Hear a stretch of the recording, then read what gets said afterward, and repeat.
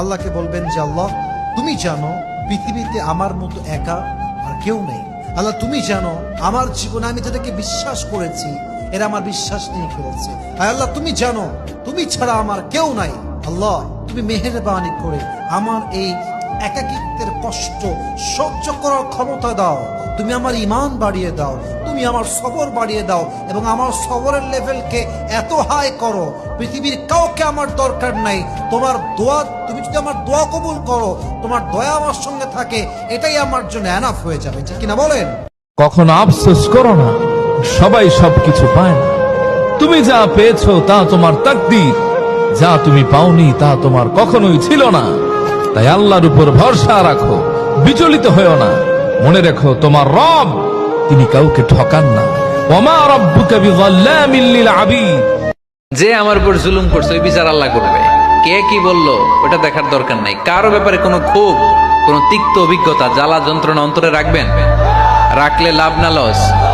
এটা আরো জ্বালা দিবে আমারে, এটা আরো ভেতর থেকে কষ্ট দিবে। It will burn me inside, ভিতরে জ্বালিয়ে পুড়িয়ে শেষ করে দিবে। এগুলো বয়ে বেড়াতে চাই না আমি সব মাফ করে দিতে চাই। চিল্লায় বলো ঠিক কিনা?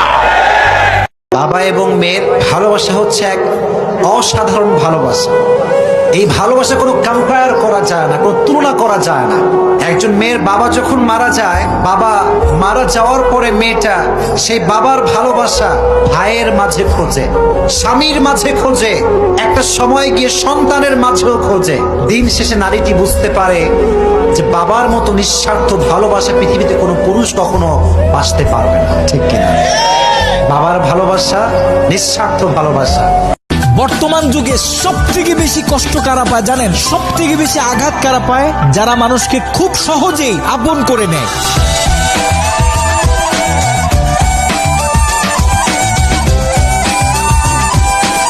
মানুষের কাছে যত বেশি আশা করবা তত বেশি কষ্ট পাবা। মানুষ হচ্ছে সবচেয়ে বড় বেঈমান।